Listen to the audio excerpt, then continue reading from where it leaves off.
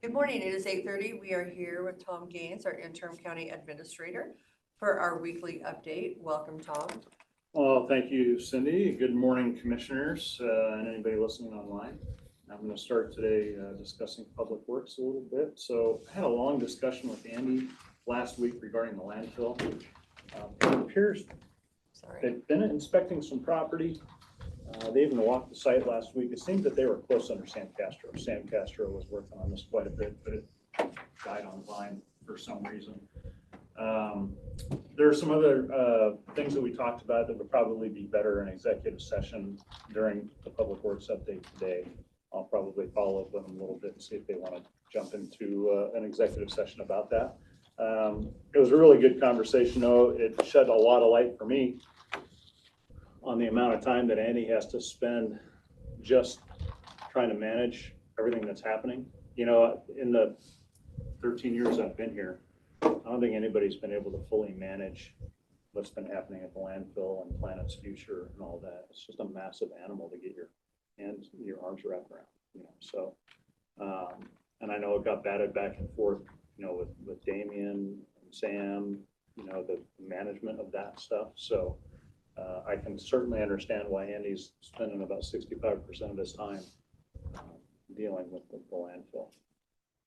It has nothing to do with personnel. It's just the management of the landfill and what it takes to get, you know, the cleanup done, a new plan, a new landfill.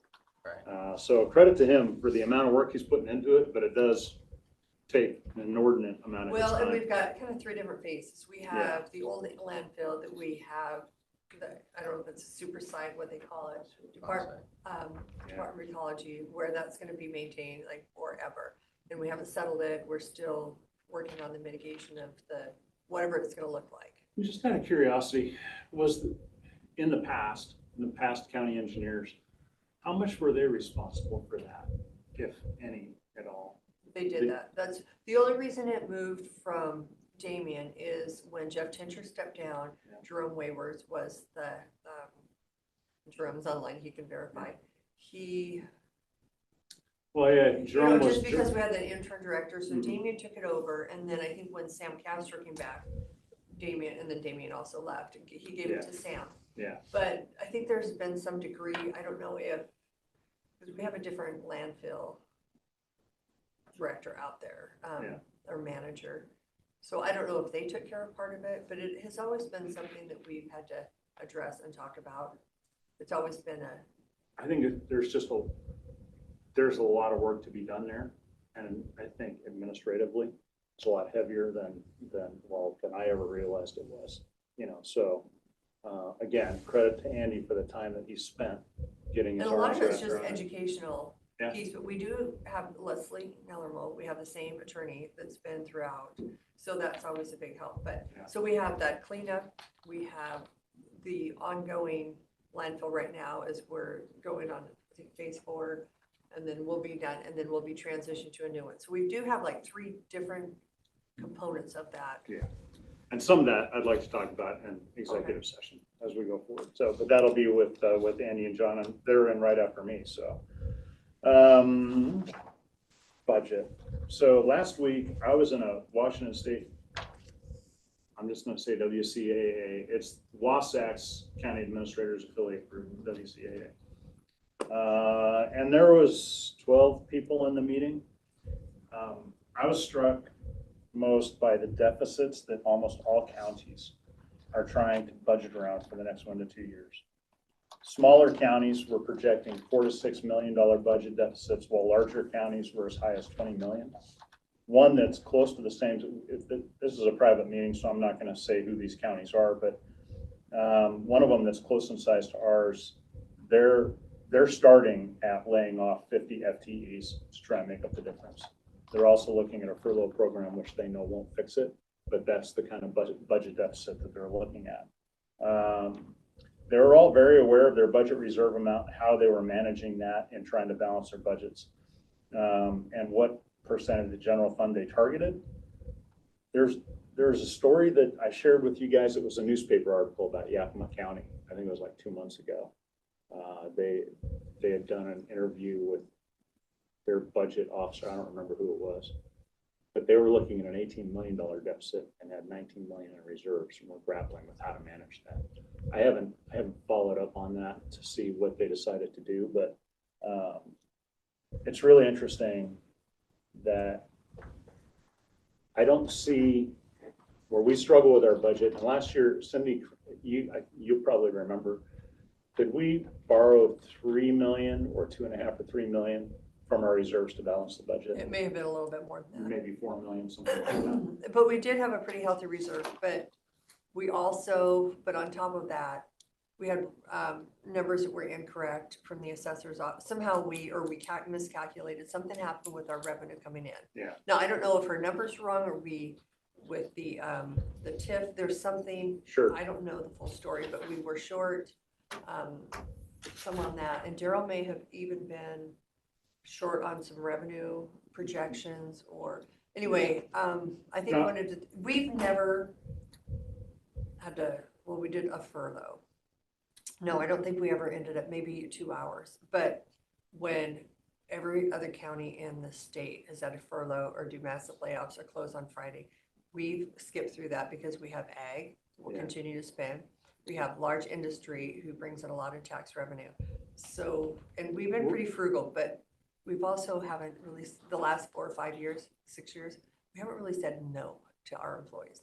That's true. Just said, yeah, let's keep going, let's keep going. And there's going to be a time where we're going to hit that wall and say, hey, not only are we saying no, but you need to go back and look at it.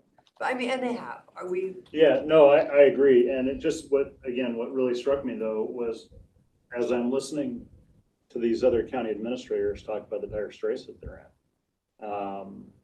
in, for me, I was trying to figure out the metrics that really make us different. You know, what makes Grant County so different than the rest? Because even coming out of COVID, there were only 2 or 3 counties statewide that came out okay. We were one of them. Because farmers still have to spend money to keep going, even if they don't have it. Yeah. They start selling off the corners of their circles. Yeah. Well, it was just really interesting. And you know, they asked me about Grant County, and I said, I don't want to say anything because I'm not nearly as bad a shape as the rest of you guys are. And I've had some follow-up conversations with some other county administrators, but and I know some what makes us different and stay ahead of that and keep it going in that right direction. Some of our neighboring counties, they settled with one of their unions, and they said there's no way that that we can sustain this. So next year when we adopt the budget, it's, you know, here you go, but you're going to have a smaller, you know, staff. Well, and it's interesting. One of the things we don't do here that a lot of other counties do are like these quarterly budget workshops that I think I'll probably implement starting next year if I'm doing this role. I have a lot of different plans for how we're going to manage that budget going forward and how we're going to manage that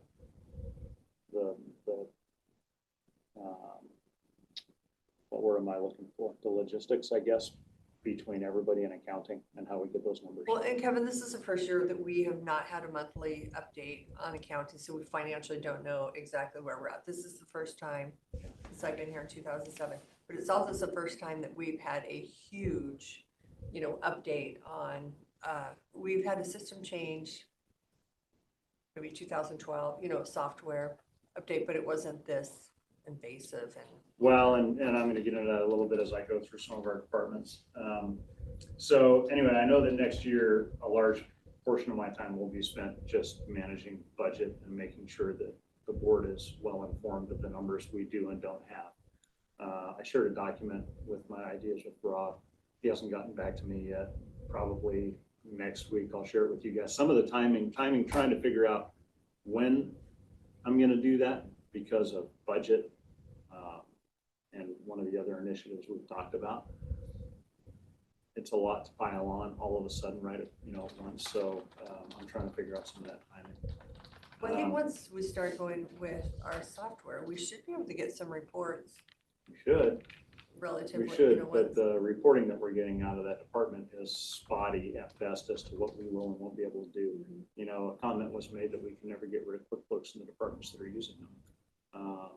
I'll tell you that Central Services is doing all of the numbers that we used for budget this year that we are using, and we'll be complete with our budgets this week, likely.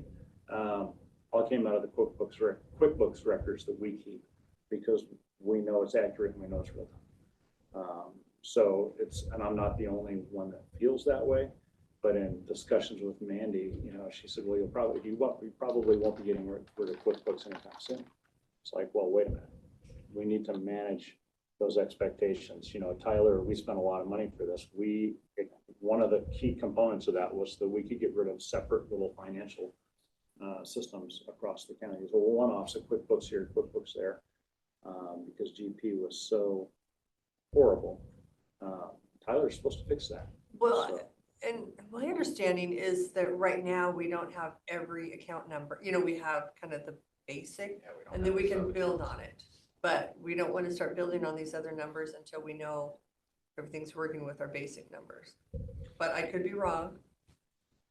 Well, I hope I'm wrong. Yeah.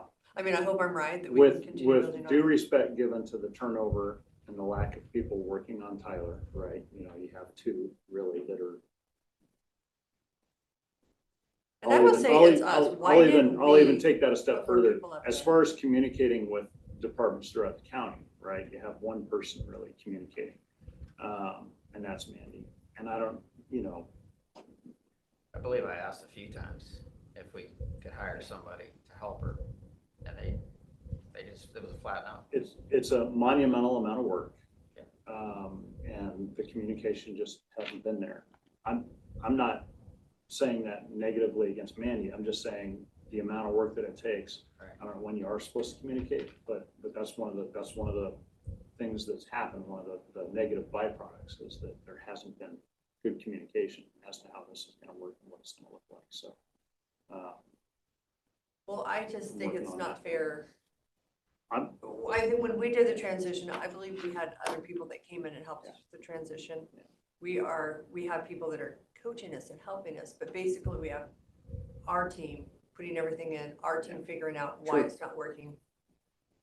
I wasn't saying that as a no, negative, but I just and we should never do that. We should have somebody come in and help.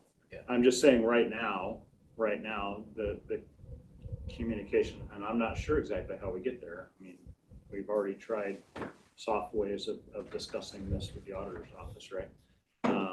But getting that communication out there so that everybody understands what it's going to look like when it's done and what we can expect has been one of the detractors from the process. So, and I've been trying to help people get numbers. You're going to hear a reoccurring theme as I go through my update today about the difficulties people are having getting their budgets done. And I think this is our budget book in 2021. We have more. I mean, every budget, there's a special line. I mean, I can't. Right. Who made that book for you?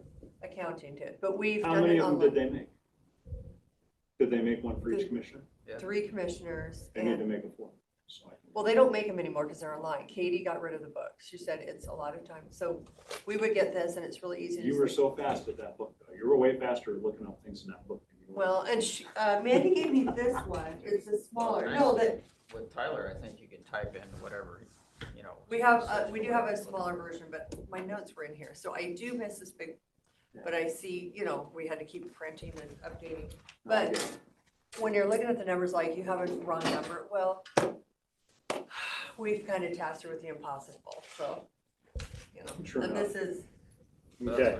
Next time we do it, we're definitely hiring somebody to help. Hiring somebody to help with the input and not relying on. I mean, it's Well, just not fair. more on that as we go throughout the day. So the consent last week, before I jump into the clerk of the board update, we did notice that there was no accounts payable batch on consent.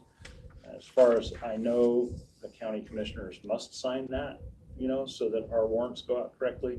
I did check with Joe. Joe's got some new format that he came up with, I think, that should be on consent this week, so that you should see that signature page for the commissioners. When at consent tomorrow, when you do the accounts payable batch from the auditor's office, you'll have a cover sheet again that you can sign, but it's going to look a little bit different. Okay, but didn't we didn't, I thought we did accounts payable last week.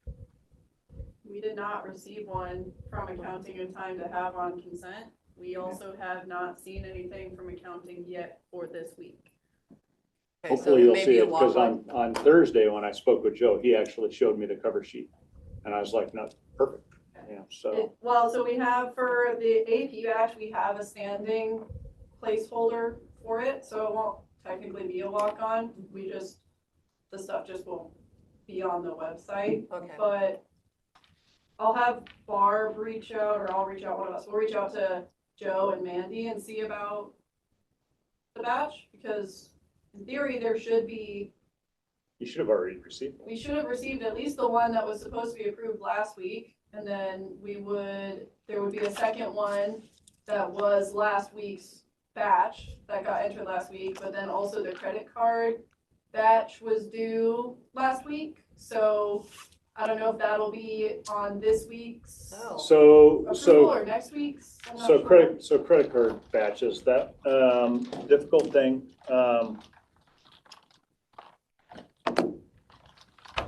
Interesting. So I think Susie Fody must be online. She just raised her hand. Yes, no, and we'll get to that in a second. So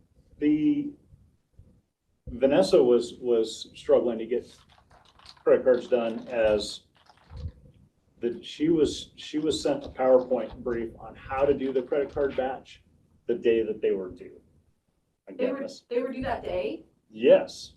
Again, going back to the communications issues, right? So I let Mandy know that there was no way that she was going to get credit cards done that day.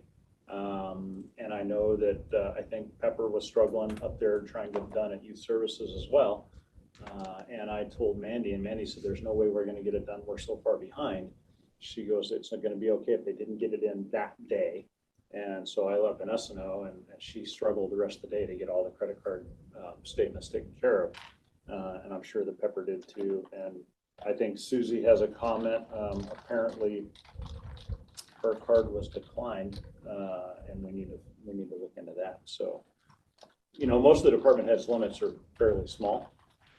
So it doesn't take much to get to your limit. I think mine's, 2,000 if you're out traveling. It doesn't take much, So so that's another thing that we have to look at. And Susie raised her hand if she wants to chime in. Yeah, do you guys want me to make her a panelist? Sure. well, it's Tom's update. If Tom's okay with Yeah, it. no, that's okay with it. And then after that, if you want to go ahead and do your clerk report update, and then I'll go through the rest of the departments. She should be joining us, panelist. There she is. Good morning, Susie. Good morning. Yeah, I was in travel status this weekend with Balor's big award in Seattle, and when we got to the hotel, my credit card was declined. So I know that when Alice processes credit card, it is due back to the county by the 5th of each month in order to get paid in time, and we're at the 20th. Susie, when were you, if I can ask, when were you were checking into the hotel when that got declined, or checking out? Yeah. Was it still within business hours? Did you by chance try and call accounting? It was Saturday afternoon. Okay, no, that's all I'm asking. So yeah, okay. I sent an email, but I don't think I sent it. I can't remember if I sent it Saturday night or Sunday. I just wanted to let you know, in the past when that's happened, I know that I had to take care of travel for somebody else that was with us at one, and I knew I wasn't going to be close. It was like a Wednesday or something. I called accounting, and within 10 minutes, I had a credit change on my credit card so I could use it, so if it happened, I was just mentioning that if it happens during business hours, it's an easy call to the accounting to get that fixed. But on a Saturday, obviously, that's a little. I'm not really sure the reason for it being declined. I doubt it was that I was at my credit limit. I think I have like a huge credit limit. And my suspicion is our credit card bill hasn't been paid, but I haven't gotten that confirmed yet. I don't know that would have done it. So I think we have a strong enough relationship with Washington Trust Bank that if it's a day late or something like that, there's communication going back and forth. So I know in the past, there was a time when we had a GP issue and the payment wasn't gonna get made, that didn't affect anybody's credit cards. It had nothing to do with counting. It was a GP issue. It wasn't a personnel issue. So, But because I'll get texts like something, they just question a purchase. Yeah. So my credit card is on hold until I, answer the check or go online and yes, that purchase was correct. anyway, I'll look into that, Susie. I appreciate the text, so. So is Susie able to call on her credit card, the phone number on the back, is Susie able to call and, We don't have access to, they won't talk to us. okay. No one has access. Yeah, you have to call the accounting department. Okay. That's who manages our cards, so. But we'll look into that. I appreciate that. Thank you, Susie. Did you want to go ahead and do your clerk of the board? Oh, yes, I have a couple of things just to discuss. with Thank guys. you, Susie, for the information. I have got most of our office's 2026 draft budgets completed. I'm working through figuring out the wages and the benefits for the BOCC office. The formulas are not working in the spreadsheets that Mandy sent. Like, it's saying that everybody is losing like a butt ton of money for insurance, but so I'm working on that. But the rest of them, I feel pretty comfortable showing them to you guys. The vet services budget I have not touched because Tony has said that he is working on that. But Barb had told me that in the past you guys had, or you wanted a budget meeting prior to the actual budget meetings to just review your guys' budget before we get. Usually into a those. meeting like this is totally fine, because I think we can look at it and just, the biggest, I think, ask was what we plan on doing is traveling. It's our opportunity to, I was in HR last week, just to interject. I was in HR last week discussing budget with Decorah and Rob actually had a great idea. Rob thinks we should try and do a mock budget a couple of days before. So I know that I'm gonna try and do them. We'll have everything set up. We're gonna be set up anyway to start going with the budget meetings, but I think we're gonna try and do a mock budget just to make sure that nothing is broken and everything's working, and we'll use central services budget to do that. So that when we do go into budget meetings with the new Tyler, hopefully we'll have as few interruptions as possible. that would be a great idea, because even with our old system, we still had a few snafus. And the first person, I felt like we were spent most of the meeting trying to figure out where we're at. Well, credit to Commissioner Jones for the idea, because it just popped. As soon as he said it, me and Decorah just looked at each other like, how come we didn't think of that? So it was a great idea. So we're gonna try and get that done prior. Sorry, go ahead. Okay, I was gonna ask if you guys wanted to have a meeting next week to do a quick review of the budgets that fall in the I BOCC think we office. could, yeah, I think we could probably do it during our commissioner work session. If you mail it to us or give it to us prior to that. Okay, you want that to, wait. Your Everyone commissioner ready? work sessions are typically only 15 minutes. There's a half an hour of time on Monday after the Department of Fish and Wildlife acquisitions briefing. Do you want me to just plug in a little half an hour Yeah, we could. there? I don't think we have any big surprises in our budget that. And then I also wanted to ask if you guys wanted another training session with Mandy in the budget module before the budget week. We could probably do that in the mock budget. So see if you can find some time available to do that.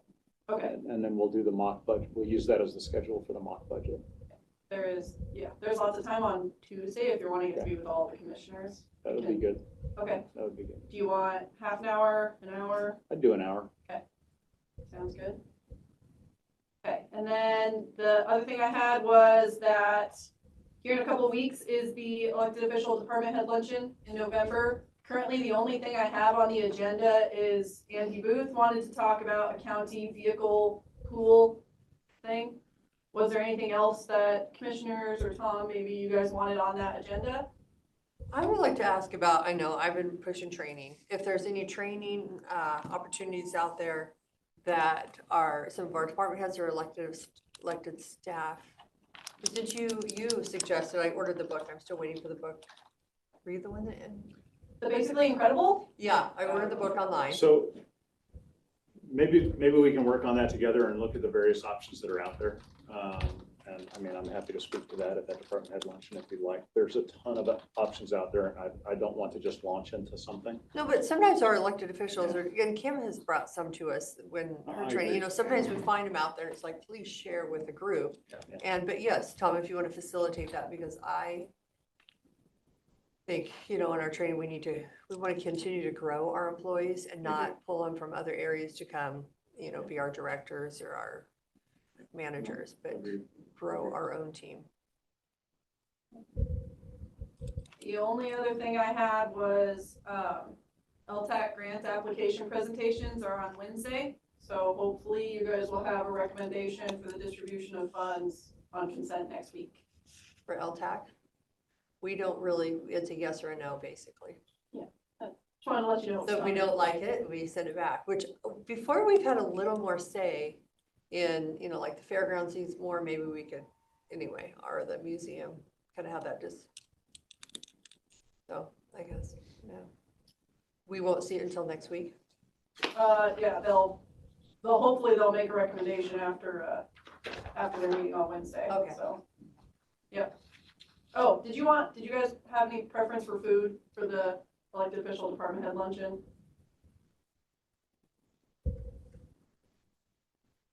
Doesn't matter to me. What are you thinking? Well, the Subway has been a hit, and I know there was. I will say, I do Pita Pit, prefer Subway. and I can try Pita Pit again. They just, the last time when I tried, they weren't gonna be open in time to make the order, Okay. but I can try them again. I'll bet they're more expensive than Subway. I think it's comparable when you get like the big catering stuff. I think it's close. It might be a little more. Well, I would and do we've Subway. never had them bought, you know, we usually just would get like the big sandwich just cut up, not. Those boxes Not- ensure that you're at that per diem, which is nice, but I can do like a, Well, the Pita Pit, we would just do trays and then chips, and then we'd provide our own drinks, so we were usually at the per diem. that's also an option. You make the I call. try the Pita Okay. Pit, You yeah, do what you want. Okay, We'll just be here to eat. within the Okay. per diem.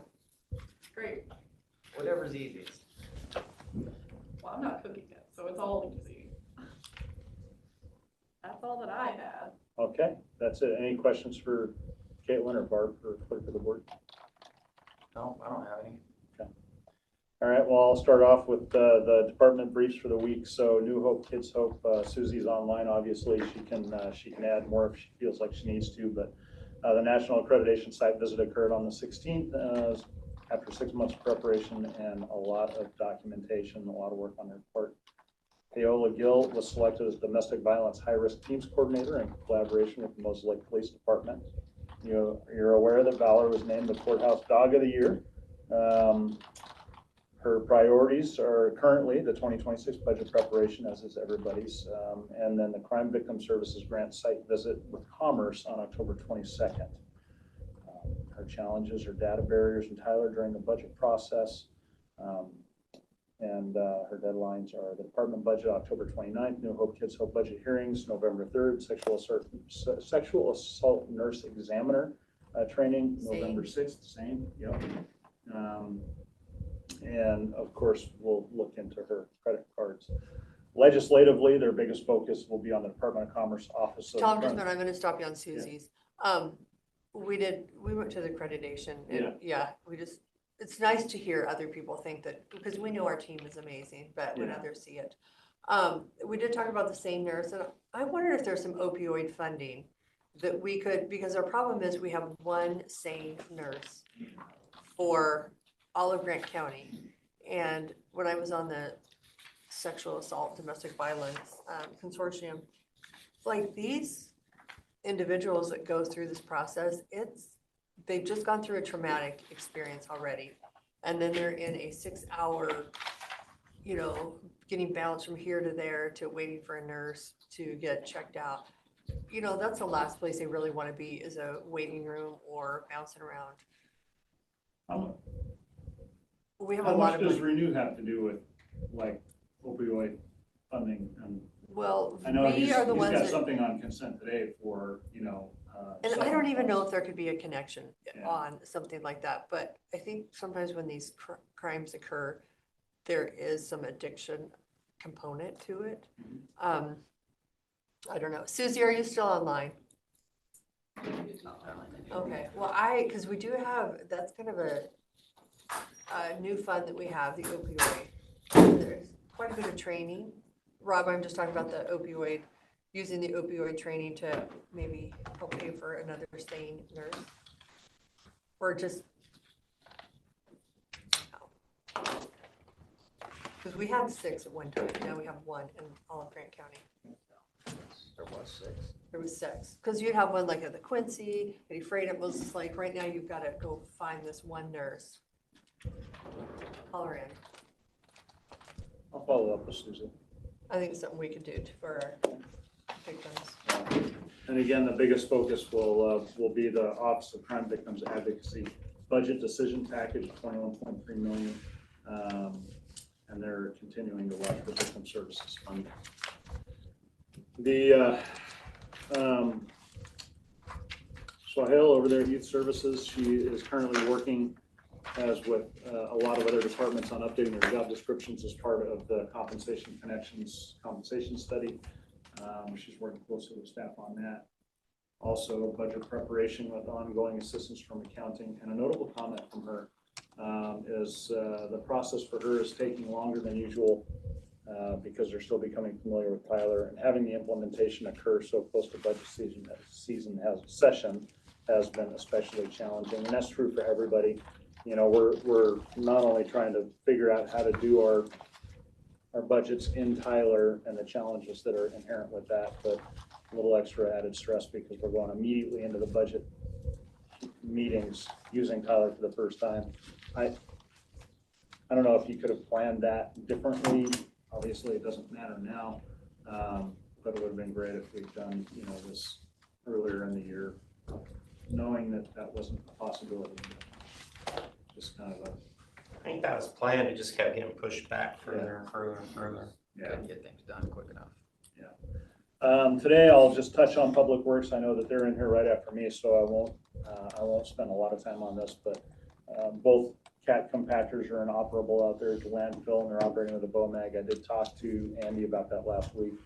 One of them had an antifreeze leak, but it should have been fixed on Friday. It might have been fixed on Friday. The other lost a differential. I have no idea what the cost will be for that. I bet it's going to be expensive. And they've got a few staffing constraints with somebody on maternity leave and an injury. Their remediation build out is at 90% drawings. Those are due November 21st. We'll probably get more into that during their update today, along with continued paving on West Shore, work on Stratford Road, finalizing engineering contracts, preparing budget without updated actuals. I'm not sure, I sent them the same sheet that others got, and they were able to get all of their actuals all the way up through October. So I need to double check on that. And then I'm going to ask Andy to reach out to Prothman to get an update on the recruitment effort for the engineer. Speaking of that. Yeah. I was on the Wasatch site today, and I noticed that some of the other counties have their job opportunities on that site. Mm-hmm. We didn't have any. I was wondering if it does any good to have it on there, or We can certainly get it posted there. I can't see that it would hurt anything.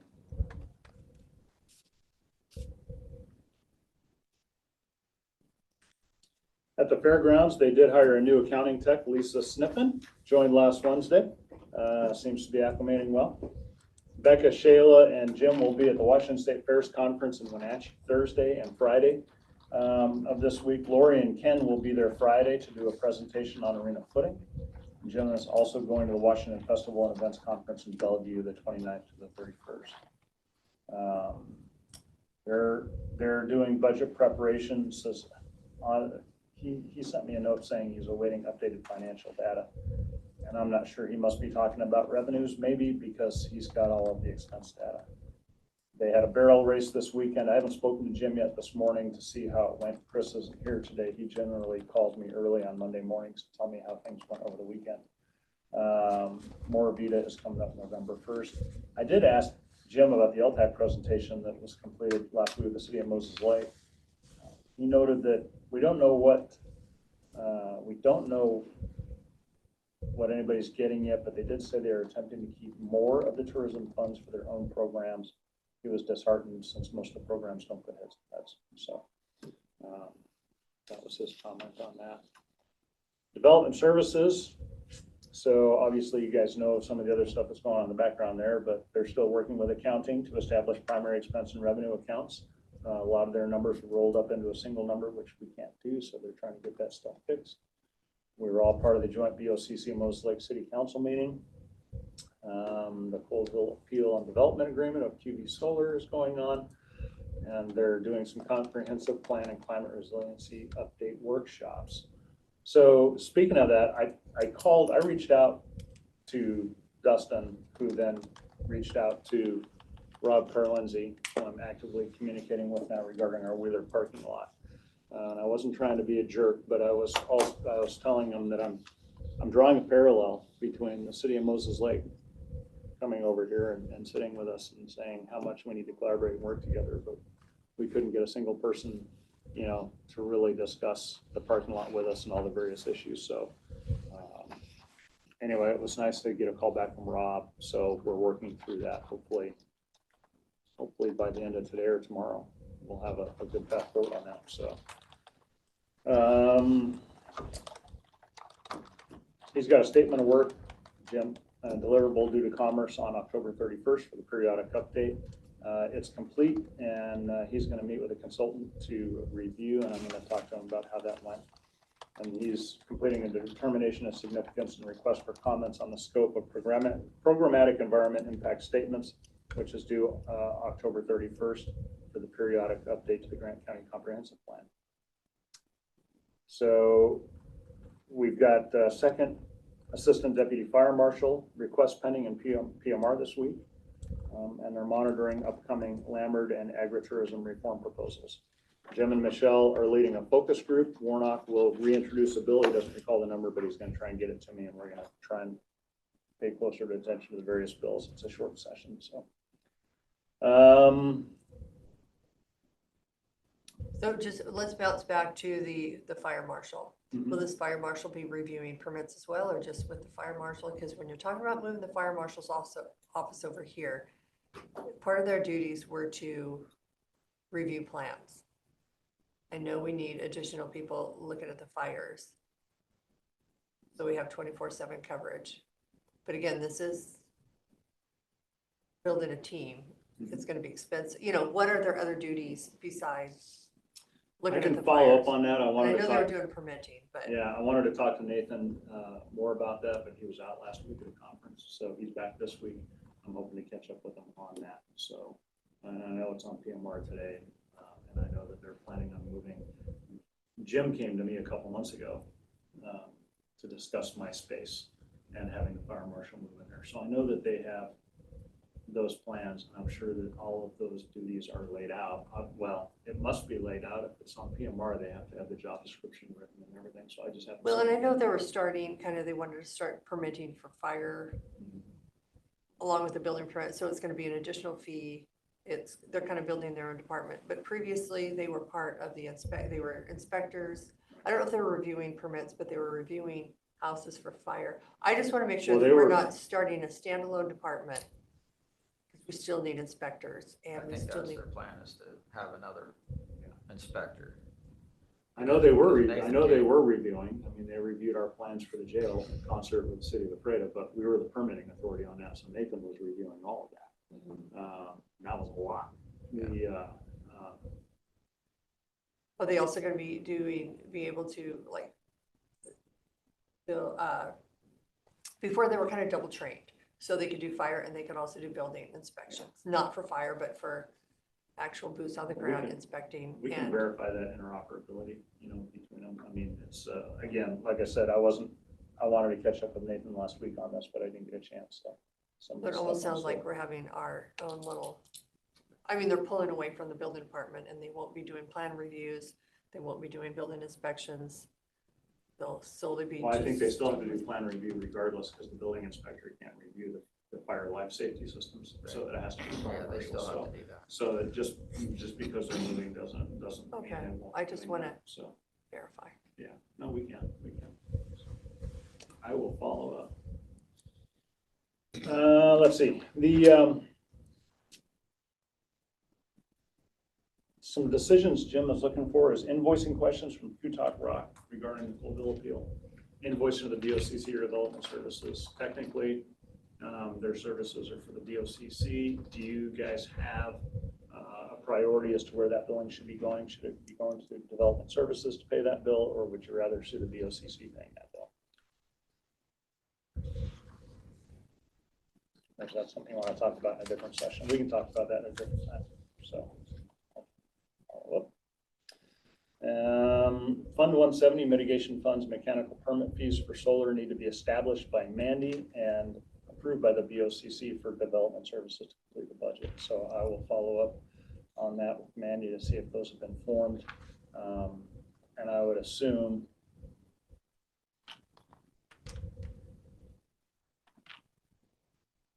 even if that was in part of his budget, it could be approved during the budget meetings. It wouldn't have to be done beforehand. We could do it as part of his budget meetings, I would assume. So let me follow that up.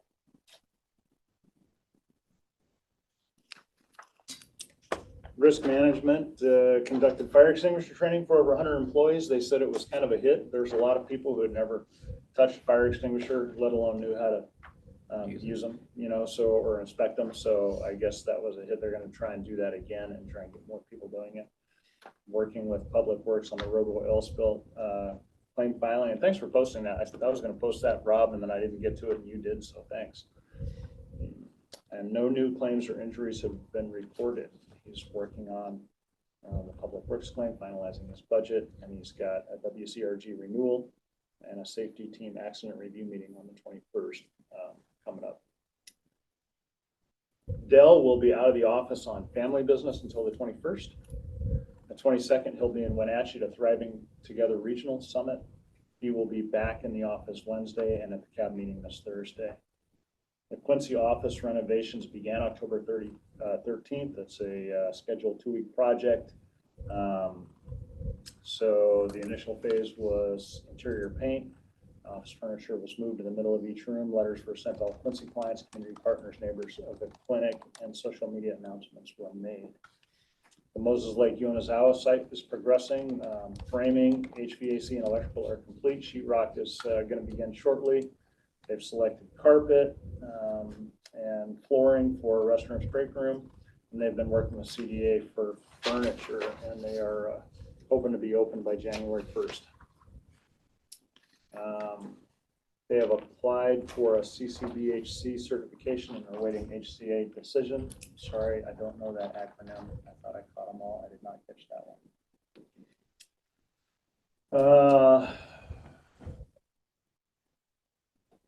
I'm going to come back to that. I was going to talk to you guys about something you had on consent, but Public Defense confirmed a new attorney would begin work in November. And they're working to negotiate and renew certain contracts for 2026 and of course work on their budget. When I asked him about major challenges, his comment is demands that others put on his time. And I'm going to follow up with him on that. As far as consent goes, typically whenever I start my Monday morning meetings with you guys, I would always start with consent and what central services had on consent. Make sure you had any questions or didn't have any questions. Now with development services, Public Works, and Renew all having items, do you want me to update you Monday morning on all of those items, or do you want to reach out to department heads if you have questions, or reach out to me? How would you like to do that? Or, do you even care that I was doing that on Monday mornings? No, because sometimes we had a question, we're like, oh, Tom, you answered it. A lot of times when we were there, they would brief us on what was on the consent agenda. I think when I read through it, if I have a question, I will ask in one of these meetings. Well, specifically on Renew, he's got a request to DocuSign Which one Healthcare was it? Authority, Yeah, 2.3 yeah, million. well, grant distribution agreement between Carolina Behavioral Health and Grant County, Renew. So some of these things, that's, you know, for $26,869, isn't that huge, but, you know, the approval and prevention and promotion of client services contract between Washington State Healthcare Authority and Grant County in the amount of $2,350,000. I can dig into that stuff beforehand, or I guess I'm just looking for a little bit of direction. from the So board on number how you'd like 12, to the see that. Healthcare Authority, that's basically the funding that Dell gets. So Yeah. that's a contract. He does the services, he gets reimbursed for them. The opioid settlement funds, that is a group. They have to go through approval to get that. They apply for the funds, get approval. It's kind of a trade. Yeah. Is that a 4-county? 3 or 4? I think it's a 4-county group that meets on this, and the funding is held and distributed by, I don't know if it's held by, the Carolyn, who also does our behavioral health, so it's kind of all tied together. So a lot of that is just, I mean, for me, I don't have any questions, because it's things Okay. that have already been vetted, and it's a contract that we've been running off of for several years. I just want to make sure you guys get answers you may need on anything that's on consent. Yeah, I'm assuming that these contracts have been reviewed by legal. They shouldn't even be making a consent unless they have been. I will have a walk-on tomorrow. I had an agreement for Merchant McIntyre, the federal grant lobbying group. But Barb noticed a mistake in the letter that they sent, some dates. And so I've requested an updated letter with the correct dates. So I should get that today, and then that'll be a walk-on tomorrow. So thanks, Barb, having my back on that. So about that, or I'm not sure. Yeah. So it was scheduled to be on consent. Now it'll be a walk-on. So I couldn't get the letter in time. So that's what I have for you this morning. We're moving. I'm moved. I'm over there working. Kevin is in the middle of moving. HR started moving boxes last week. Fence comes down today. We've got a little bit of work to do on the outside. We got a temporary certificate of occupancy based on the flood proofing. So we have to put up signs. Back up.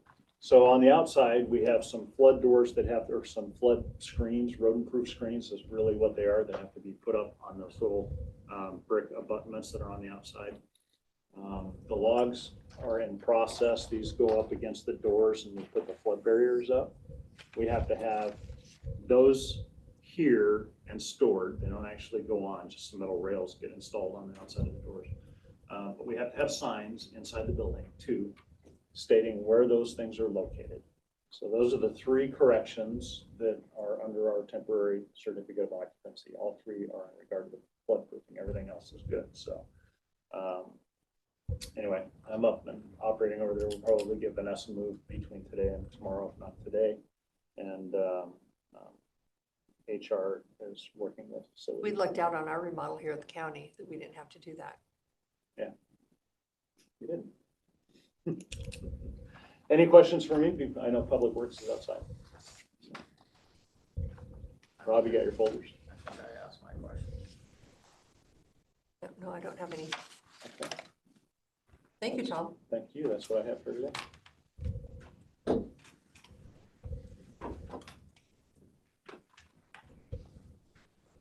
Okay, it was 9:19. You want to finish it?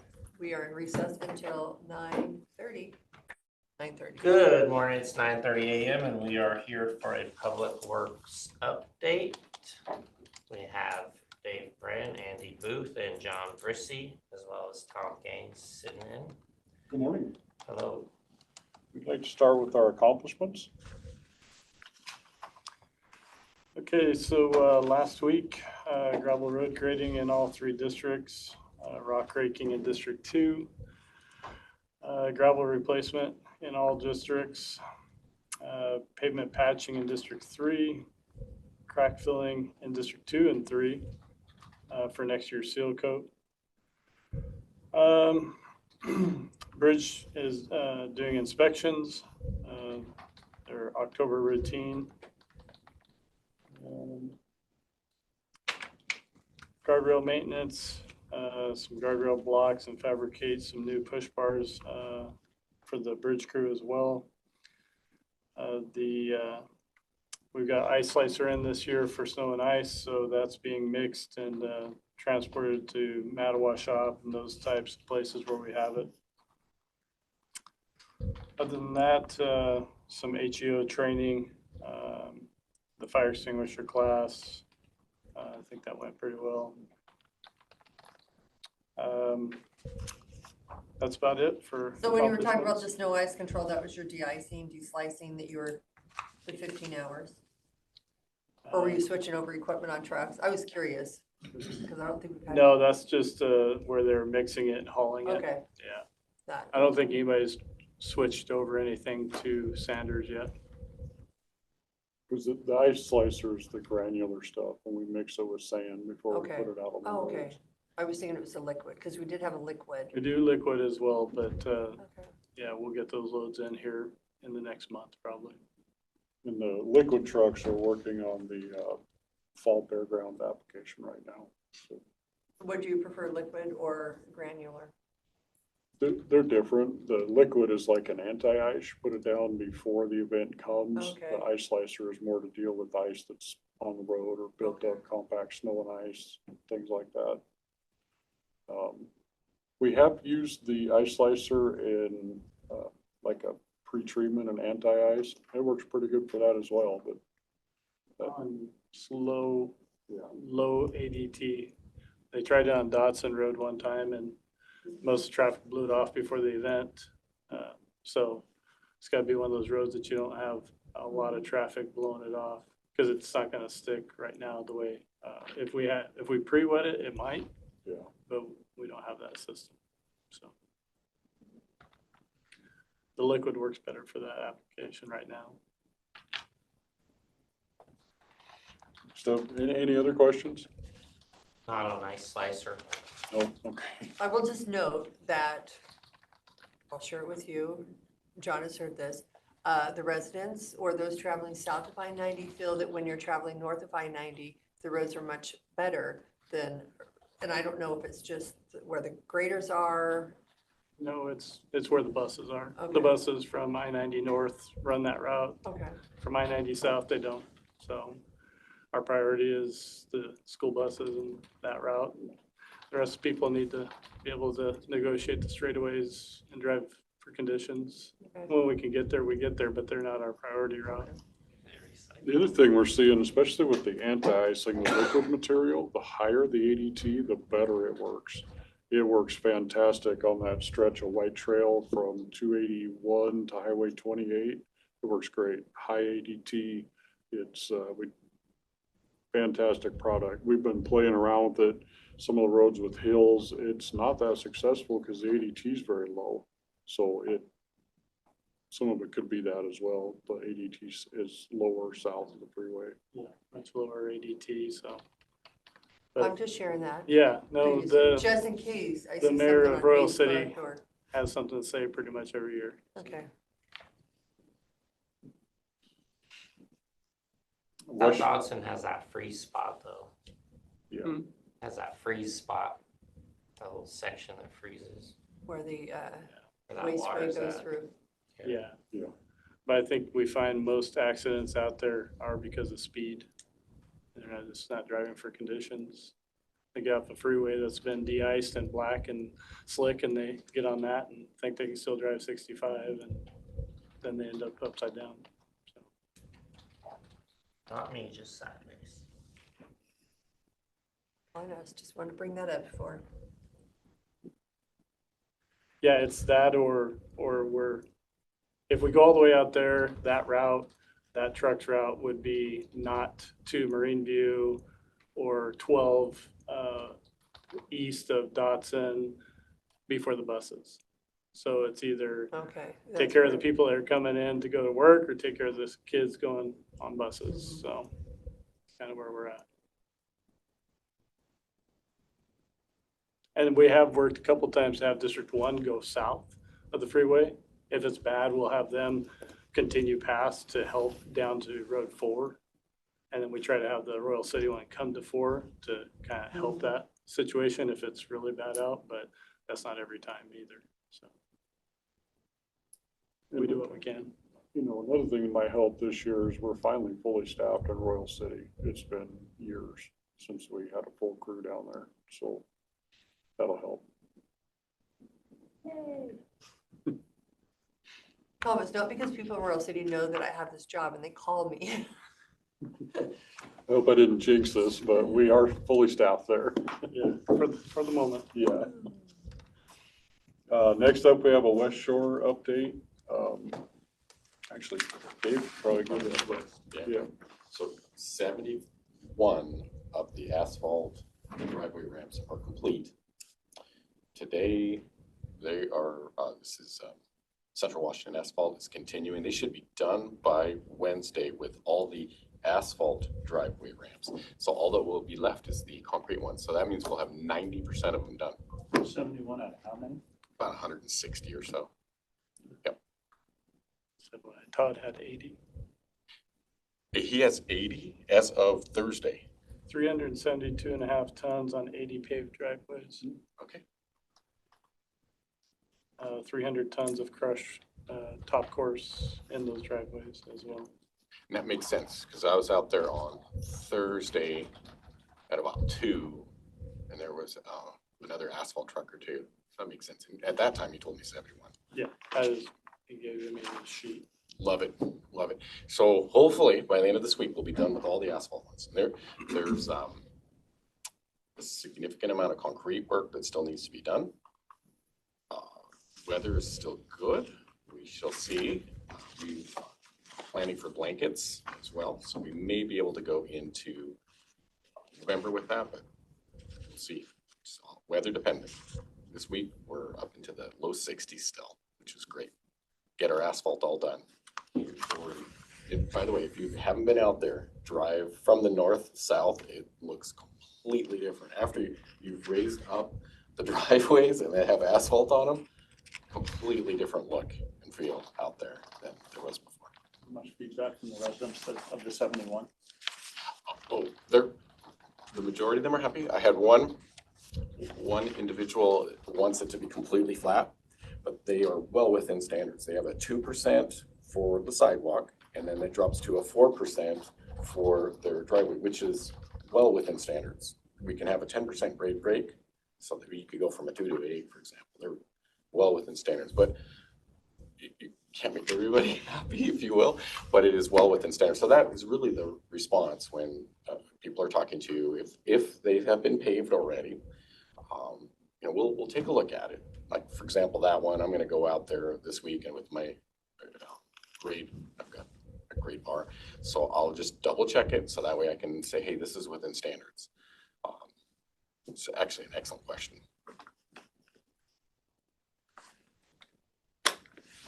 Anything else? For West Shore, no. Stratford Road, did you get an update on that job?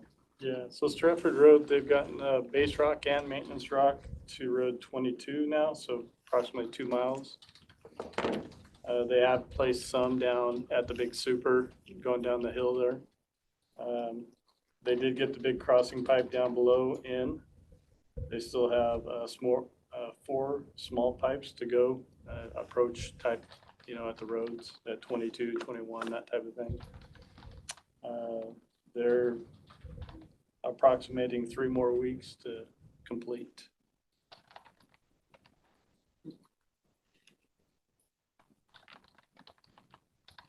We have 7 callers in, quite a few additions. You have 3 attendees, Okay.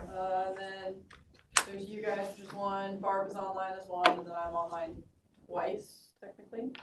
Gotta make sure you hear everything really good, huh? Yeah. That's it.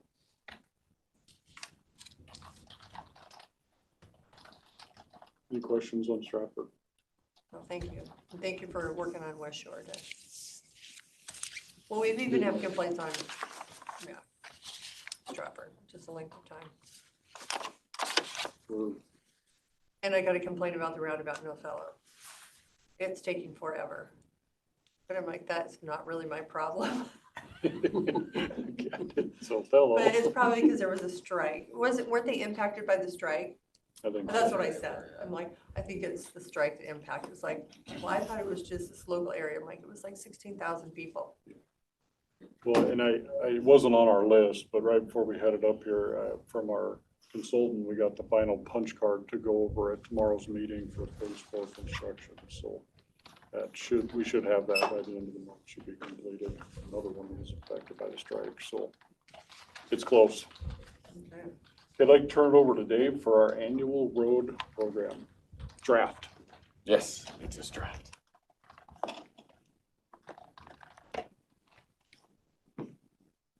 May have to share the screen.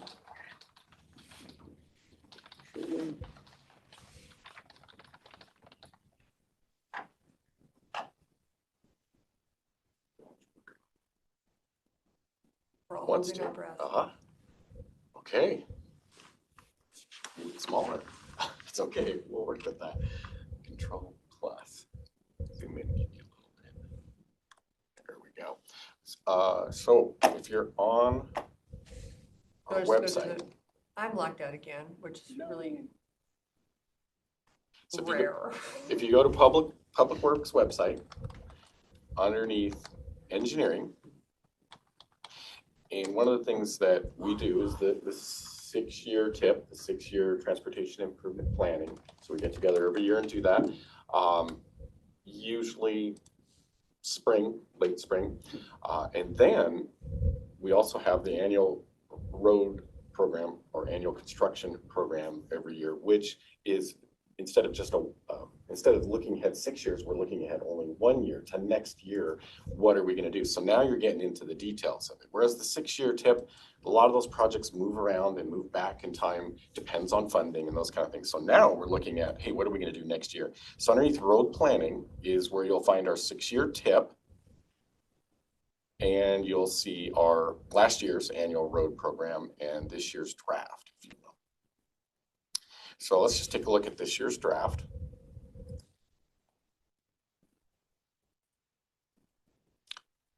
There we go.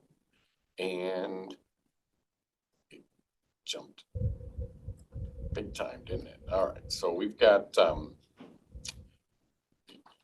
ultimately it'll come before you for a resolution to adopt it. But right now, at the beginning of October every year, it's supposed to be presented to the board. And then we have some time to go through it. So both John and I are still working on the details of the road fund budget. But there are some goals in there. We've adjusted things from last year. This is being adjusted by both John and I still. So I would expect to see some changes in this. But as far as what projects that are listed for next year, let me come down. Here we go. So there's a table that kind of walks through how it's being funded, et cetera, for the projects for next year. And that keys into the budget that you saw earlier. Then the best thing to do is just take a look at a map so you can kind of see the projects that we're looking at throughout the year. Obviously, there's the continuation of Drumheller. Hopefully a little bit of REAP funding. Again, that's for the board to decide, and that needs to be brought forward to you to continue. And I don't know if you have driven it yet. I have, and it's just that section right in the middle, which is once we get done with that and we're able to haul out a lot of the reject material. There's 50,000 yards of this beautiful, nearly meet spec gravel that is in the pit directly at basically our closest pit on the south end. At some point in the future, hauling that material out and getting a good gravel road, people will start taking that. I mean, it's pretty close now. If we get rid of the rocks in the center, people will start taking it. It's drivable, it's passable now. So that's one project. Obviously, there's the Grape and Maple project. This is within the urban growth area, which are typically very difficult projects for us, as we've learned from West Shore, because you have literally hundreds of people that you're working with. And that makes the project more difficult than our usual county projects where we're talking to just a couple property owners. So that's Grape and Maple. I think that would be our most challenging project for next year. There is the bridge project Bridge 247 way out here, which is, that needs to be all to a consultant. And by the way, the table that's right before this shows that. So I've added a new column, whether we're going to go out to consultants for certain work or not. And perhaps because we're kind of in a rebuilding phase now with our engineering group, so maybe some of these other ones go out to consultant. I mean, it's what we got to do. So we're working on it as far as what projects go out to a consultant, which projects we do in-house. We'll see. Anyways, that's just a good thing to coordinate on as we move forward. So out in George's Bridge 426, that project as well would go out to a consultant for the design. Because it's just a resurfacing project, I was really hoping to have gotten that out this year, but I unfortunately left the county about 6 months ago. So a lot of stuff has been put on hold or pushed back a year because of that. So down here by Royal City, obviously there is our gravel to oil program. Our next project is K, I believe it is down here. In addition, there's the roundabout at 12 and Dodson. These are our planned ones for next year. We will see. Again, we're in a rebuilding phase with our engineering division. So maybe consultants are involved. Maybe we'll see what we can kick out for next year. Then all the way down in Manawa, if I remember, this is the basically ADA ramps. There's a few egregious situations down there right around the school, if I remember. And of course,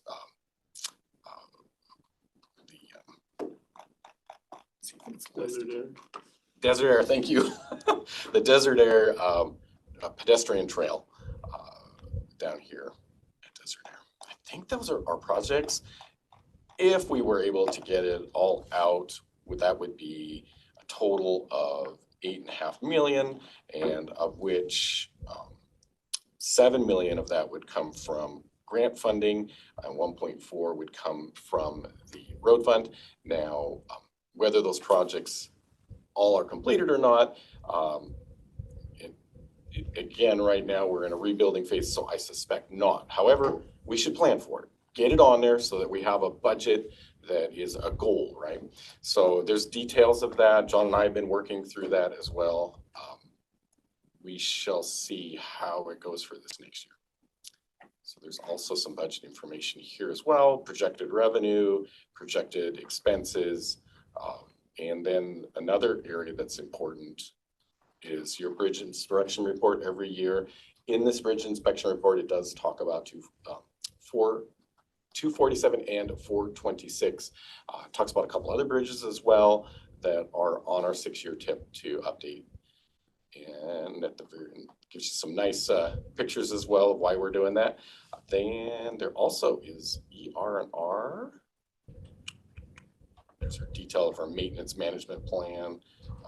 Again, it's still draft.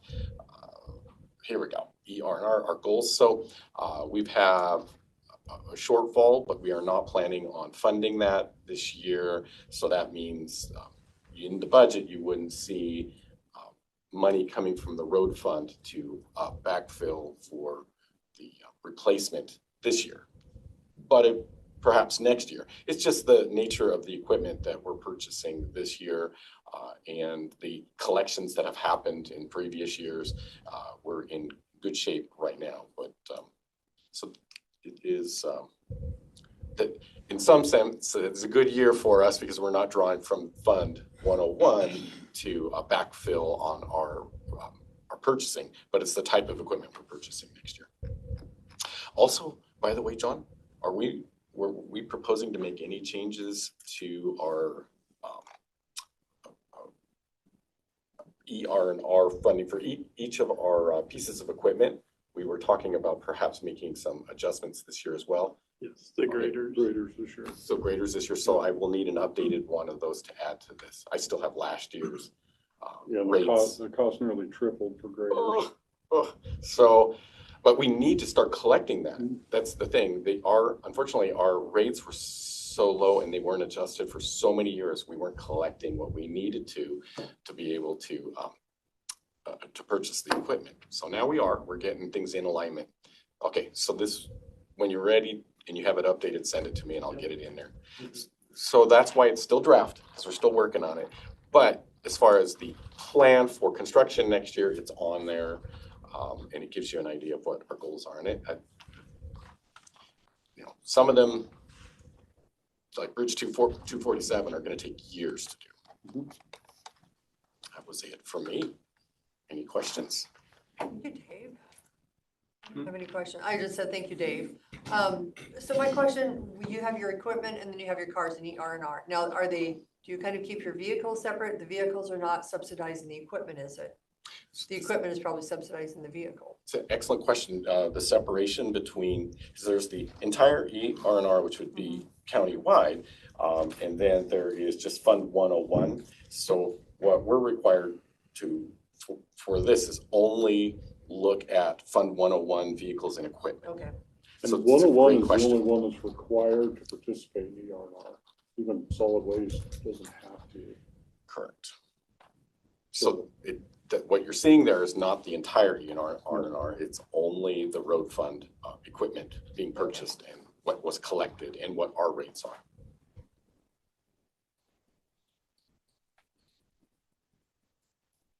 And nothing can subsidize anything else. We can only spend what those pieces of equipment collect.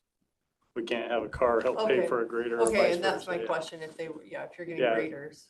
And that's where a lot of times we have so much coming out of the 101 fund is they've only collected so much, but they cost. So This much, 101 has to subsidize that.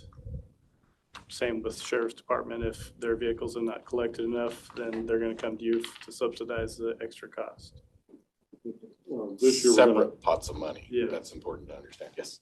well, we're gonna update our rates for our graders, and they're going to triple starting in January. That's how poorly they were funding. So, The trucks last year, 2.5 times as much. We decided to spread it out over several years, over like a 7-year period, because if we impact ourselves, the road fund, with that change all in 1 year, it was just too much. So we're incrementally making adjustments to get back into alignment. Some of those increments have been pretty big. They are big. We're trying to get the most expensive equipment so that they can start catching up versus pickups or, small items. some of our chip seal equipment, of course, only gets used for a few months out of the year, so we went to an annual cost for those to ensure they're funded correctly when they come up for replacement. That it, Dave? I think that's all we have, unless you have any more questions. Nothing for me. Thank I'm you. hearing nothing, so we will go into recess until 10:15 when we are back with the treasurer's office. Good morning, it's 10:15 a.m. and we are here for a treasurer's office update with Treasurer Daryl Pheasant. Okay, so we got a full tray of mail today, a lot of payments. But remember, because of all the refunds, we're not going to get the normal second half amount of taxes that come in this time around, because a lot of them don't owe a second half anymore because they actually got a refund for this year and when they paid their first half taxes. So there's some big payments that are not going to happen. And that's why the budgeted amount for property taxes that I did not approve is going to be over 2.5 million less this year, and we'll see if it's close to 3 million based on all these refunds. The refund petition interest was charged in September, which means it's not going to be recoverable until 2026 for 27 taxes for a refund levy, since that was outside the calendar time period that we do for refund levies. Well, actually, so before refund petition interest, but the refunds are going to be available, which is over $1 million to the county itself. On our certification form, if you actually put in the number I gave to Melissa long ago, I'm curious that, did she come to her meeting last week? Because I I still don't have, believe so. I don't I- recall seeing her. I still have 0 responses from her on the TIF. And we don't know, nobody, she just doesn't want to give us even a clue of what's going on. And I don't know what to do more to force that issue. Now, have you had a chance to talk to her? Not to Missy, no. Okay, because we got to know what the TIF number is, because I need to know that for projecting next year's taxes. How much we're going to lose. And that also is how much is the value in the TIF is what's an estimate. All these things. And the thing I turned into Department of Revenue over a month ago, they have not responded to, because I brought up a new issue regarding legalities of TIF and refund levies.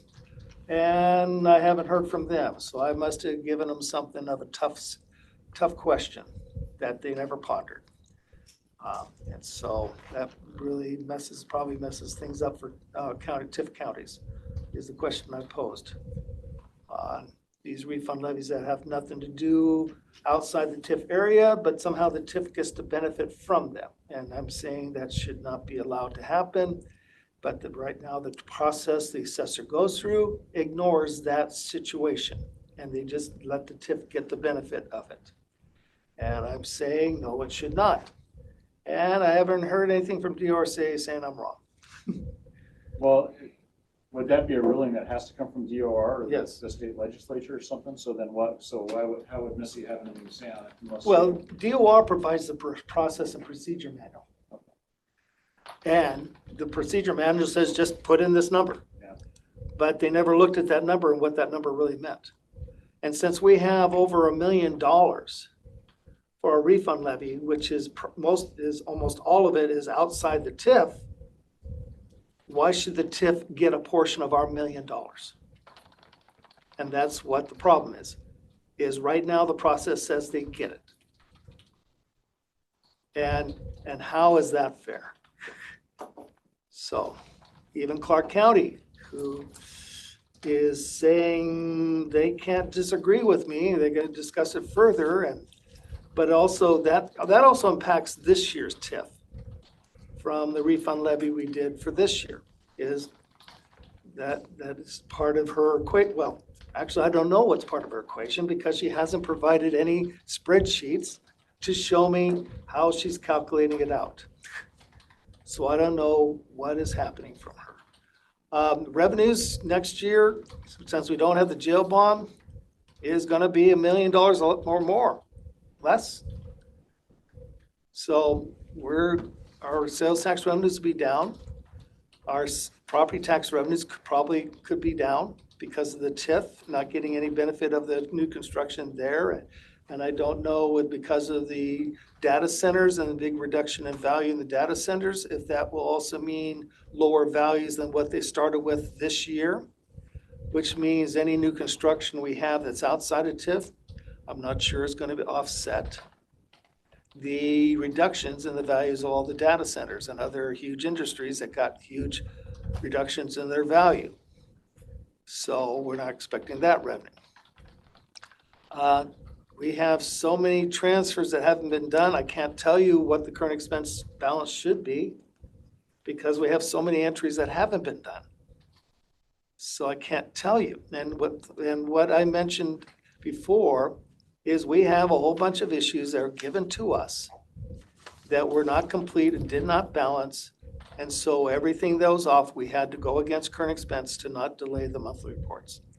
And that's what we're waiting for from accounting, is to give us the actual breakdown of what pieces of when payments were made, what pieces were for which funds. And what we had what we were given did not balance to the number that was charged. And that's what I brought up at the meeting, is we still don't have that. And you don't have it now? I didn't ask today. I was gone since I was at multiple appointments on Friday. I haven't asked it to see if we happen to get it on Friday.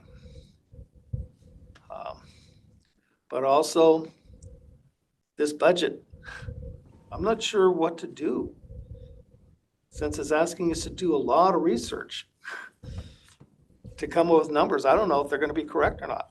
So I'm not sure how you're gonna be looking at the budget Which research? Research on? on salary and benefits and expenses, where we don't have reports, more up-to-date reports on expenses. That's a lot of time that we're putting in to try to figure out numbers that come close. I don't know if you're just gonna take them as a grain of salt, because they're just not gonna have any validity by the deadline we have, which is in a week. I started building the base for the revenue side last week, but I haven't started the expense side, trying to figure out where am I gonna get, how am I gonna grab each data, and how am I gonna know what's right or not?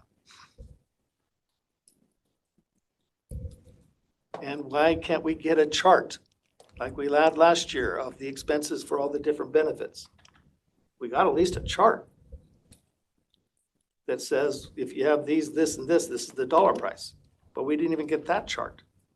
You're talking about for healthcare, for Medical, dental, insurance, all those things, that we had a chart to grab fund, and that we don't even have. I'll ask Mandy again today. So that was one of my questions to her last week, was about those formulas. So all you have to do is put in the person's salary and it would automatically complete that. Mhm. She said she just had to attach the correct formulas. My understanding though was the formula was not correct. I know that Vanessa was having issues with that, so. Okay. The revenue side, I don't, so I was able to get an expense sheet for the entire county from Mandy. I can send that to you. It's got expense numbers up through October. It's just not broken out, so you have to go and find your treasurer funds for your office. I haven't been able to do that for every department yet. She's not doing it. She still has not posted revenue that I'm aware of. Actually, it might be up there. Have you looked at the internet in the last week to see what was supposed? She asked GCTS to. Well, I looked in on Wednesday and it still had some reports up to May and a couple reports up to July. I mean, like, No, go to the internet. I'm there. What's posted? If you're looking at just expense or just revenue, you only have through May of 2025. For the expense and revenue summaries, you have through July as an Excel sheet. Like the broken down expense reports or revenue reports, you only have through May, so. It's crazy. That is crazy. And it's expenditure and revenue summaries for other funds. I don't see a financial summary for current expense past June. Well, Now, Yeah. the revenue side, for a lot of the reports of money's coming from the state, I have other means. So those I'm fine with. It's just there's some major revenues. I just don't think people realize how much every department head, every elected official relies on those monthly expense and revenue reports getting posted to the internet so that we can, Plus, how do you audit it to make sure entries are put in the right places? Yeah. I'm just, the state pool is at 417. It was at 414 and jumped up to 417. So far, short-term rates have been level, even though we bought a $20 million piece for Wednesday out of 413. Assuming the state pool is going to go under that amount if they have 2 rate cuts that happen this year. So, and then there'll be monthly calls after that. We're just waiting because market hasn't moved much except for the 10-year. 10 years down to 4%. 10 years had the biggest drop. So, yeah, that's more the mortgages are focused on. But I'm saying we still haven't seen an increase in sales going on. I don't know what the market for supply is for Grant County. Now, the Wenatchee World, it sort of gets, Wenatchee World has the top 10 sales of a particular time period, where their sales go from 700,000 to $1 million, $2 million for houses. Douglas County shows practically the same numbers. We just don't have that many $1 million sales, and our base is a lot less than this 600-700 million for the top 10. It's just, we deal with a lot of $300,000 to $400,000 sales. We just do more.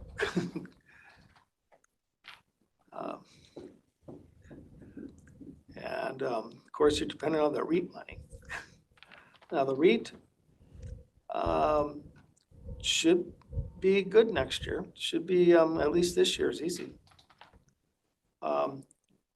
With hope that if the rates go down, more sales, more REIT, more excise, lower local tax. So that would be one positive for our revenues. But the sales tax and property tax, nope, we're finally leveling off.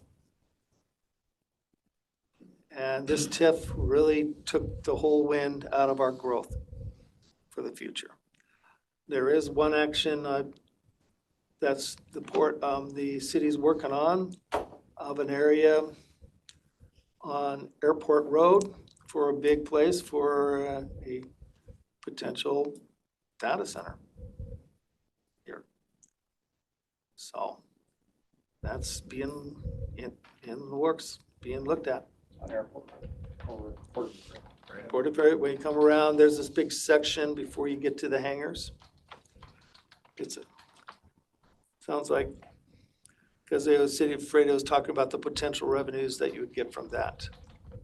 And I gave them all the things, plus a PUD privilege tax. If we actually had a data center in Ephrata, it's not just the property taxes for the building, and the sales tax is the PUD privilege tax on the electrical sales.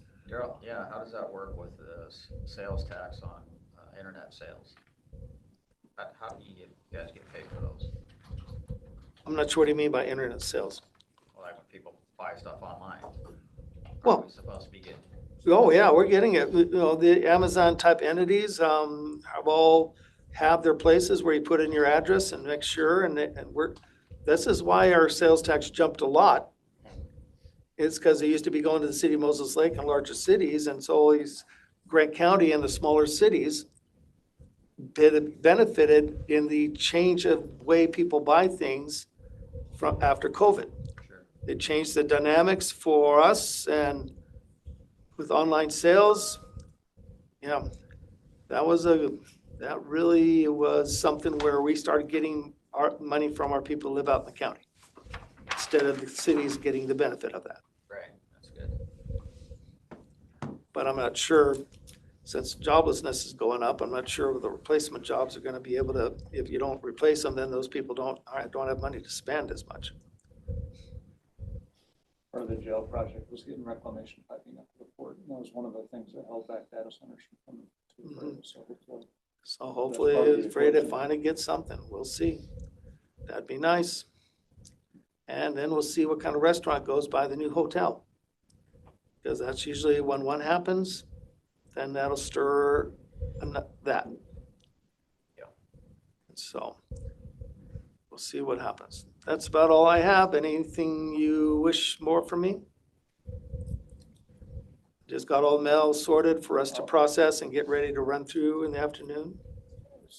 Who's running your budget up in the office? Is it you or is it Carrie? Well, Or is it I'm doing the budget. Okay. But then Carrie is going to be quite involved in doing Alright. the budget. I'll send you both a copy of that Excel spreadsheet and Okay. I'll show you what Mandy did, which is different. She made it searchable and I'll show you how. And Right. You can see if those expenses. Yeah, well, the thing that is on Tyler mixes revenues and expenses together numerically, which to me, the data needs to be separate. You need to see the revenues. You don't want commingling of expenses and revenues it's easier to hide things when you do that. Well, I'm sure we still have to have separated expense and revenue reports. So I don't know. I don't know. Thanks. All right, We'll go into a quick recess while we wait for, is she out there? Yeah. Superior Court, Hello. and she's here. I was respectfully waiting outside. It is 10:32 a.m. and we are here for Superior Court update with Crystal Burns. Good morning. Good morning. I wasn't really prepared for this today. We had a network issue. Well, we still do. Our court's been down all morning, so it's been a little bit chaotic over there this morning. AOC is down? No, network issue. It's something local here, so we can't have Zoom. The phones are going in and out. So we've had TS over there, and it's been quite the morning. Well, we can So- probably call this meeting short and maybe, I'll check into that. Maybe Amazon one. Web Services had a major Oh, outage last night. It affected streaming services banks. okay. It's like 60% of the banks in the country. Oh, use goodness. Amazon Web Services, and so 60% of the people in this country couldn't bank on Oh, gosh. that. Yeah, so a lot of Yeah. it's getting some national attention. I'm hoping it's gonna be fixed though after lunch, because we have all four Oh, right courtrooms now. going at 1:30. Well, they're supposed to be. Okay. Yeah, so we had to break this morning and not even have court. So it's been quite the day. Do you know if it's happening in district court as well? Or is it I just don't Superior know. Court? I don't know. I do know that I had a judge up at juvenile and they were able to have court up there. So Okay. I know So it's not there's gotta be affecting the something- juvenile network. It's just something that we have. Something in the building. a little Yes. squirrel running around, wreaking Right. damage. Yeah. Wreaking havoc. Mm-hmm. It's always a So, good way to start the week out, right? yeah, it's just every day I never know what to expect when I get to work. The GCCS is over there. Yes, I know that Alex has been over there, so hopefully they're getting it resolved. So sorry. Not You're really totally fine. It sounds prepared. like you have more pressing issues than updating us, so I have nothing. All right, thanks for coming over. Yeah, sorry about that. That's right. Okay, have a good day. You We'll go too. into- Thank you. Hopefully it gets better. Yes, let's hope so. Thank We'll go in you. recess until 10:45 when we're back for a work session. The budget. Good morning, it's 10:45 a.m. and we are back in session for our Commissioners' Work Session. Do we have any topics that would like to be discussed in regular session or executive session?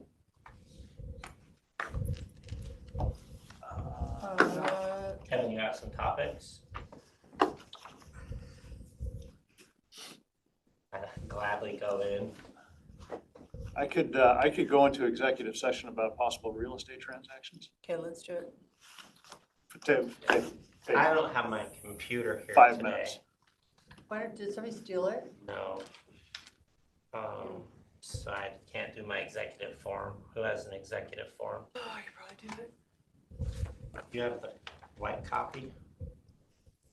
No? Okay, well, Cindy, you're going to have to I got put it us right here. into executive session also, because I don't have the RCWs in front of me. Okay, so we're Okay, gonna, would you have one?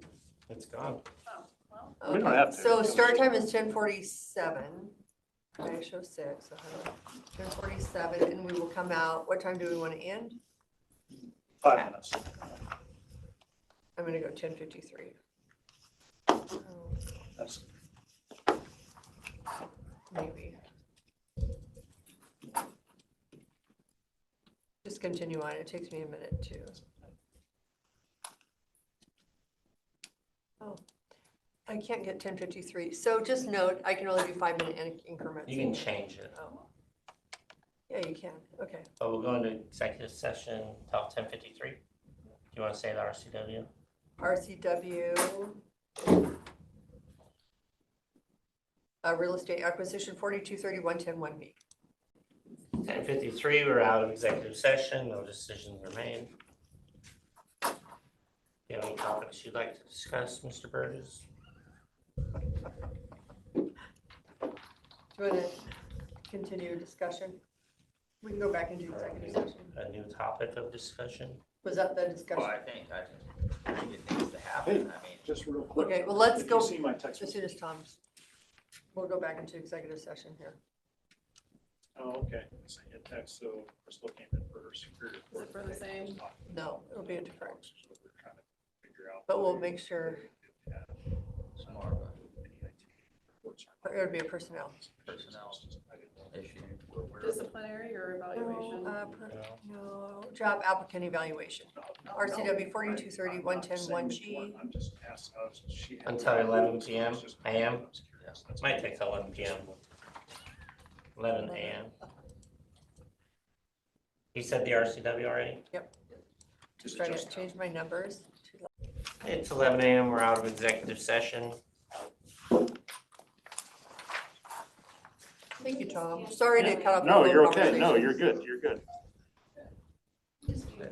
We all felt really funny for a few minutes there. No, we had some guy looking in and he kept peering in and it was. Good like- morning. It's 11 a.m. and we are here for position management review. And I'll tell you the rest of the story. Hello. It's kind of funny. How are you? Great. Best day ever. Richard Stevens, I think that's my brother. Looking for him.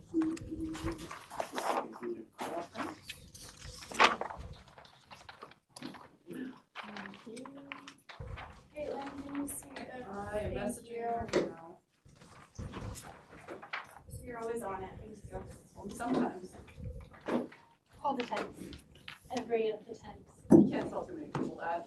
Gotta keep the bar reasonable.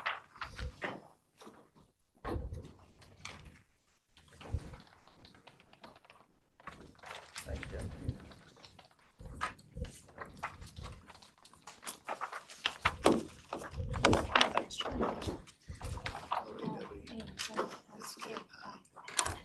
It's 3 little words.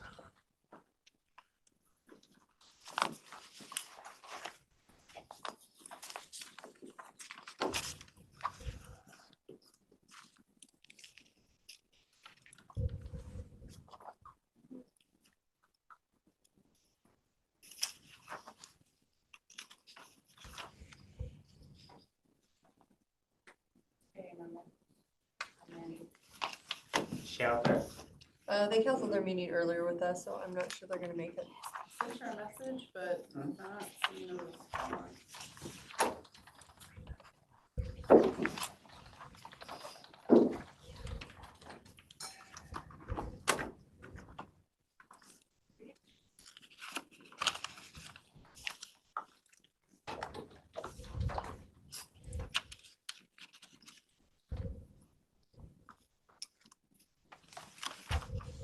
Do we know that they're gonna come? I don't. You know, lots of Tyler going on. If there's any kind of I will. Nothing? Barbara's gonna try calling her. Thank you. Roll Tide. Go ahead, Deb. All right, so we just have one position this morning. This is in the Development Services Department. It is for an increase of 1 FTE for the Deputy Fire Marshal position, which we just recently approved, but we have gone through going through, I should say, the staffing process for that position. And at this time, we are requesting an additional FTE, and I've let Jim and Nathan kind of speak to the particulars on the justification and philosophy. I'll let you take it away. Okay, so you guys got the strategic plan stuff a couple months ago, talking about building out the fire marshal's office to cover the responsibilities that we have to do by law and by code, and things that we traditionally haven't done over the years, such as inspections of the commercial properties for fire and life safety things. So to back that up a little bit, a couple of our inspections in the last 6 months revealed some, I would say, shocking discoveries on unrelated inspections. So we were out there doing at one of our industrial plants an inspection for an alarm system. They were refitting the alarm, and we found all of the fire emergency exit doors caulked shut. That would not open with significant force on that deal, right? And so those are things that if we're out doing the inspections that we're supposed to be doing for the life safety stuff annually, we would find. instead of just randomly discovering them. Another instance, we found one of those fire emergency exit doors chained shut at a different a mercantile place, so that the people could not get out that door. Obviously, now they did it because they didn't want people coming in and stealing stuff, right? Which is a fairly common thing. But we need to be out doing those inspections so that we can at least educate those owners and companies on why that's probably not a good idea. And so to do that, we got to have the bodies to do it. Those would be a fee-based inspection, following the paradigm of other counties and other jurisdictions in the state. So I don't know that it would fully cover the position monetarily, but it would make a sizable dent in what that costs for that body to be out doing those inspections. Additionally, those folks can do education, outreach, the school stuff, the community risk reduction stuff, where they're out just reducing risk across the county in all of the different environments. So appreciate your time.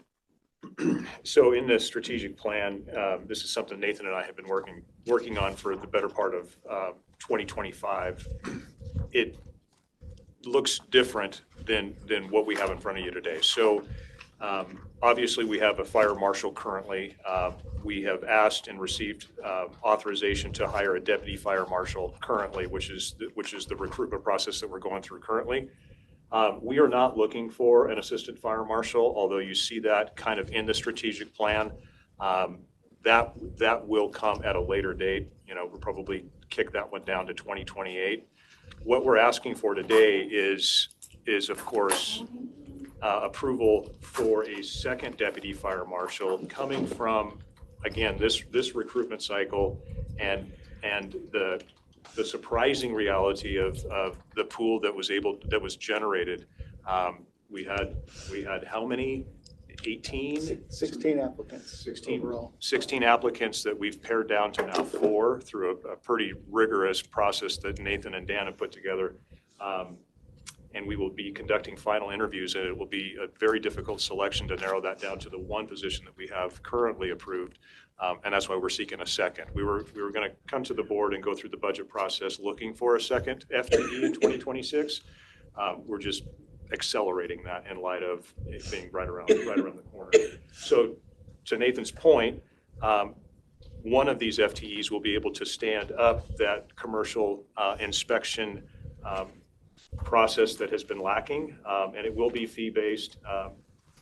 Nathan and I have been going through and penciling out, similar to what Chelan County is doing, to give you some perspective. The inspection that Nathan was describing, had that building caught on fire, there would have been 19 folks trapped inside, and it would have been kind of a catastrophic event.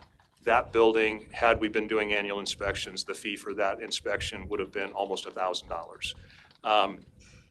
So I think that, if we were able to stand that up, Nathan and I had discussed possibly codifying it and standing it up by mid 2026. It would be well on its way to funding that half of that position. We still have the transient residence program that we are working through, and will be a funding source. And then also bear in mind, we do have significant responsibilities annually as we continue to construct these solar developments that have a significant component of fire safety prevention, mitigation that has to occur, vegetation management, inspections and things like that, and fees associated with it as well.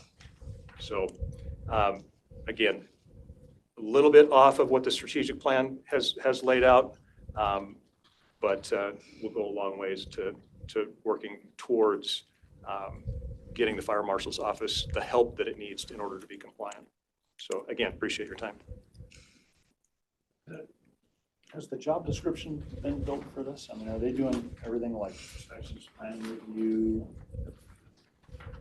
So when they're doing the plan reviews, are they doing just for fire, or are they also doing plan reviews for the building? Because before that position was fire, and then they also helped in the building department doing building plan reviews, or is this just strictly fire reviews? This would be strictly fire review, both in the office, fire review for construction documents, and then also in the field. However, I'll qualify that in saying that some of the candidates are qualified. They do have the IBC training to be able to do building inspection review. So depending on the selection, there could be an opportunity if, let's say, there was a work day scheduled and that fire inspector were out in the field, there could potentially be some overlap where they could conduct a building inspection if they were certified to do that. Yeah, that position, that deputy fire marshal job description does include a requirement for the ICC residential building inspector certification, which is the base building certification for that. And the plan and the hope there was that that crossover would occur on some of those, so we weren't sending two inspectors to the same deal. If there was a sprinkler system and say a home final and a residential sprinkler, that we don't send two different trucks 40 miles in one direction, right? Just one of those inspectors, whether it's a fire side or a building side, would be able to accomplish that to minimize our costs. So I guess my next question on the commercials. So when they pay for a building permit, they also pay for a fire permit inspection as well? So they pay for the building permit for the building and structure. And then depending on the building structure requirements, there's associated fire systems. So alarm system, sprinkler system, public responder radio system, propane tank, different types of things. And then the fire marshal side, those are fire marshal inspections and permits.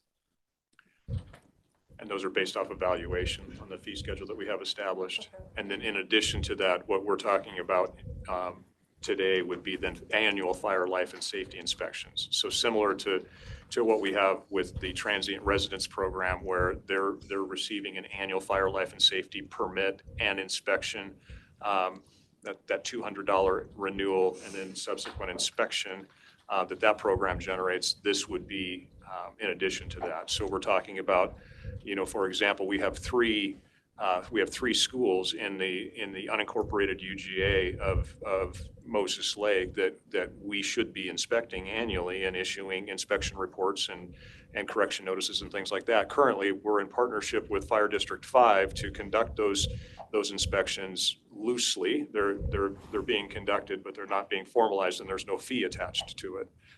This would be finally adopting a formal fee schedule and a formal process, still in conjunction with Fire District 5, so that they could do their preparedness plan that's also required by the state that is currently not being conducted. So Nathan's team would walk in, do the fire inspection, and at the same time would be working with Fire District 5 to again, do that escape plan, so to speak. So it would be real boon, that real lift in services that currently one person can't possibly provide. Just out of curiosity, in unincorporated areas of Grant County, who's doing backflow testing? Usually the water district or the water purveyor for that water system. But we don't have the ability right now to track all those and make sure those are done correctly either. So. Because they're in the same room. Yeah.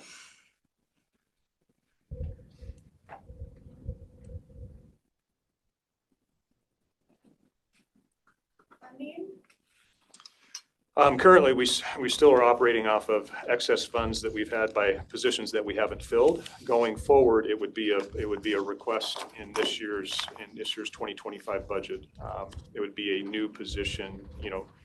If this were, if it was November the 5th and I was putting forward a budget, it would be a FTE request that would be new, that would need to go through budget approval, obviously.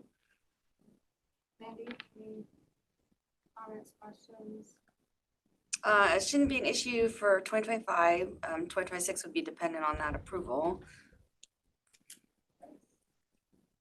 I don't see any policy issues. Commissioners, any other questions, thoughts? So all these inspections are just in the county. They're not within any of the city limits. Correct. Yeah. Would any of those places maybe contract with you guys to do theirs if they don't have one? It's possible, but that would be a contract deal that'd have to be reviewed and approved by the board and legal and whoever else looks at those things. Right. Not opposed to it. Okay.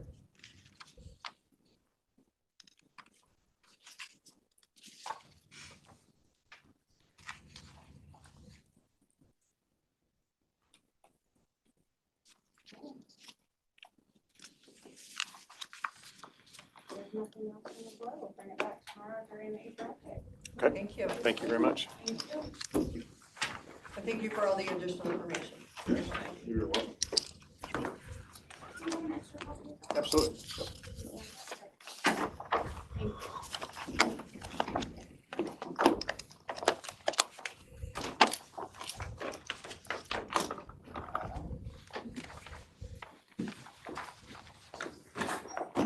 And that is it for everything.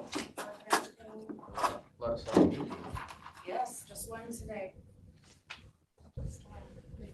So I'm not sure, GCTS is working a pretty serious issue in the Superior Courts, so we might be asking for help with moving computers and stuff. I'll see if they care about maintenance helping, so I don't know. I've been in here all morning, so I haven't seen what's been happening. Wait. What's that? If we're not being recorded, I'll tell you stuff. Oh, okay. It's fine. All right, well then, if there is no more for this meeting, we will go into recess.